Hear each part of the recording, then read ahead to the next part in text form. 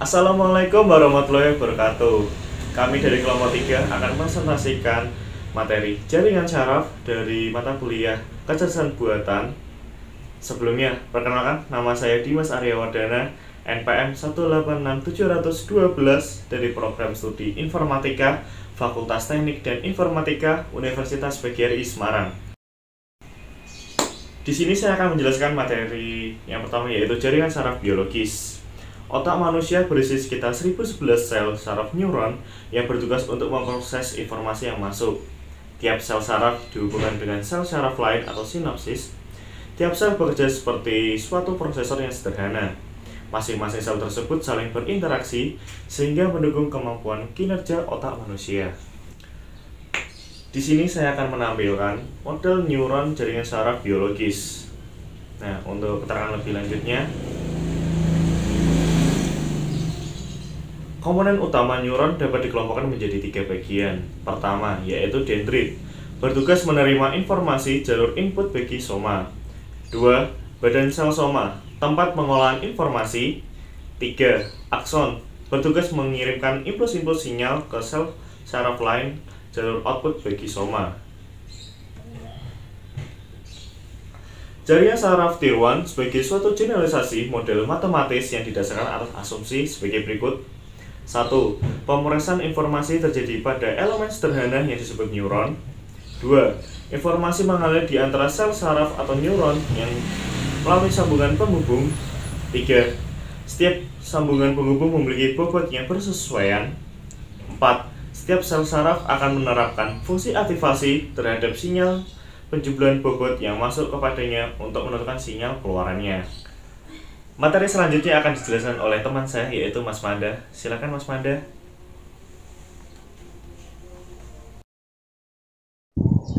Baik, selanjutnya saya akan mencoba menjelaskan slide selanjutnya yang tadi sudah dijelaskan oleh Dimas, dan sekarang saya akan menjelaskan dari slide 7 sampai slide 11. Tapi sebelumnya saya akan memperkenalkan diri terlebih dahulu. Nama saya Sukman Manda Saputra, NPM 186670009, asal dari Pekalongan, berkuliah di Universitas PGRI Semarang. Jadi selanjutnya itu ada kelebihan jaringan syaraf tiruan. Ya, sudah ditampilkan ya di sini ya. Yang pertama itu mampu mengakuisisi pengetahuan walau tidak ada kepastian.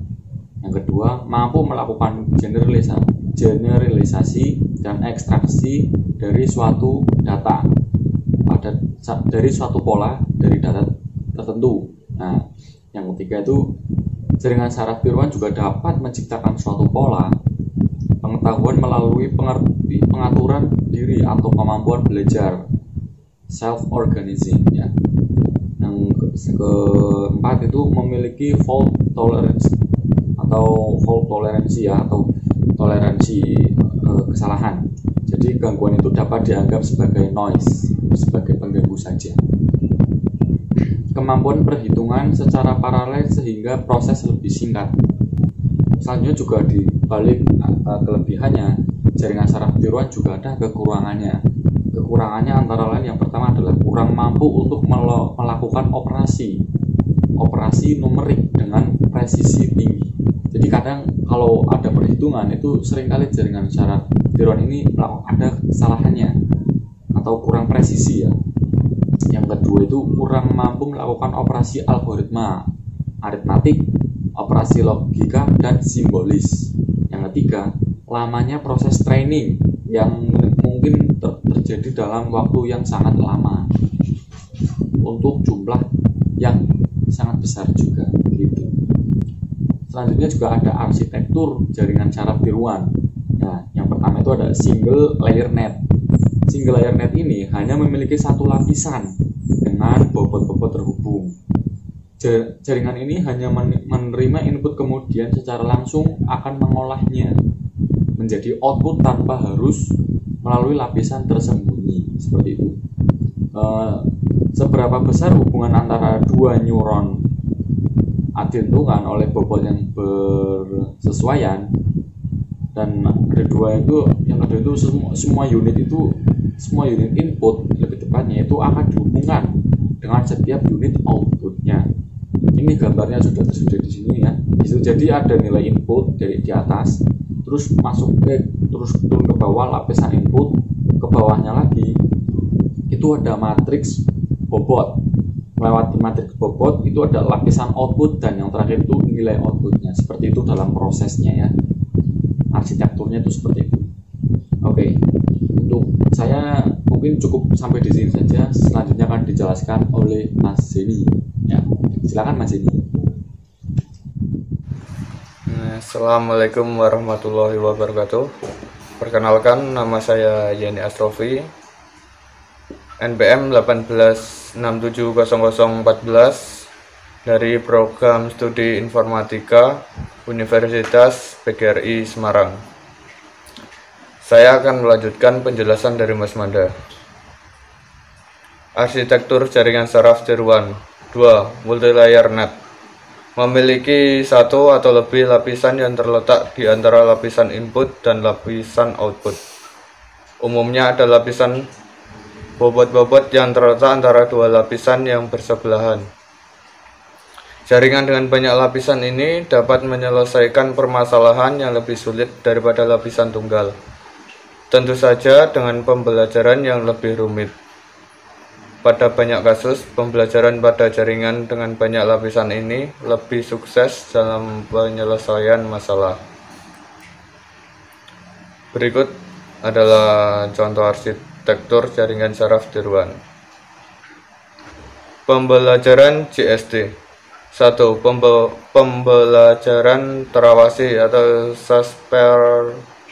supervised learning. Pada pembelajaran ini, kumpulan input yang digunakan, output-outputnya telah diketahui. Perbedaan antara output-output aktual dengan output-output yang diinginkan digunakan untuk mengoreksi bobot JST agar JST dapat menghasilkan jawaban sedekat atau semirip mungkin dengan jawaban yang benar yang telah diketahui oleh JST. Contoh: Hebbian, perceptron, Adeline, backpropagation, LVK, learning vector qualization. 2. Pembelajaran tak terawasi, unsupervised learning atau pembelajaran tanpa guru. Pada pembelajaran ini, JST mengorganisasi dirinya sendiri untuk membentuk vektor-vektor input yang serupa tanpa menggunakan data atau contoh-contoh pelatihan. Struktur penggunaan dasar data atau korelasi antara pola-pola data yang dieksplorasi. Contoh: Kohenin ART. Baik, sekian penjelasan dari saya. Selanjutnya akan dijelaskan oleh Mbak Muna. Terima kasih. Oke, terima kasih. Sebelumnya perkenalkan dulu, nama saya Mona Rizka, NPM 18670030 dari Program Studi Informatika Fakultas Teknik dan Informatika Universitas PGRI Semarang. Nah, di sini saya akan melanjutkan dari teman saya. Di sini saya akan menjelaskan tentang fungsi aktivasi. Nah, beberapa fungsi aktivasi diantaranya: yang pertama, dipakai untuk menentukan keluaran suatu neuron. Yang kedua, merupakan fungsi yang menggambarkan hubungan antara tingkat aktivasi internal atau yang disebut summation function yang mungkin berbentuk linear atau non-linear. Yang ketiga, beberapa fungsi aktivasi jaringan saraf tiruan diantaranya heart limit, Buralin, dan sigmoid. Nah, untuk selanjutnya ini adalah contoh dari fungsi aktivasi. Yang pertama, fungsi undak biner atau hard limit. Di sini Y sama dengan 0 jika X kurang dari sama dengan 0 dan Y sama dengan 1 jika X lebih besar 0. Nah, untuk yang kedua, fungsi undak biner atau threshold. Y sama dengan 0 jika X kurang 0. Y sama dengan 1 jika X lebih dari sama dengan 0. Dan yang ketiga, Contoh fungsi aktivasi, fungsi bipolar. Y sama dengan 1 jika X lebih dari 0. Y sama dengan 0 jika X sama dengan 0. Y sama dengan negatif 1 jika X kurang dari 0. Nah, selanjutnya ini adalah pengertian dari jaringan syaraf tiruan. Jaringan syaraf tiruan merupakan neuron sederhana yang pertama diperkenalkan pada tahun 1943. Disebut juga dengan threshold logic neuron atau TLN. Semua pembobotan positif sama, dalam kurung W1 sama dengan W2. Semua pembobotan negatif juga sama, dalam kurung W3 sama dengan W4. Fungsi aktivasinya biner sehingga sering disebut sebagai simple binary threshold neuron. Rumusnya A sama dengan Fn sama dengan 1 jika N atau neuron lebih dari threshold, dan Fn sama dengan 0 jika N kurang dari threshold. Oke, selanjutnya threshold dapat diubah dengan menggunakan bias dengan cara sebagai berikut. N sama dengan W1 dikali P1 ditambah W2 dikali P2 ditambah B sama dengan P1 ditambah P2 dikurangi 2. A sama dengan Fn sama dengan 1 jika neuron atau threshold lebih dari sama dengan 0. Nah, untuk Fn sama dengan 0 jika neuron kurang dari 1. Nah, N sendiri sama dengan P1 ditambah P2 dikurangi 2 sama dengan 0 untuk garis pemisah. Nah, pembobotan dan bias dapat ditentukan secara analisis sebagai berikut. N sama dengan W1 kali P1 ditambah W2 dikali P2 ditambah B sama dengan 0 dapat diubah menjadi P2 sama dengan negatif W1 dibagi W2 dikali P1 dikurangi B dibagi W2.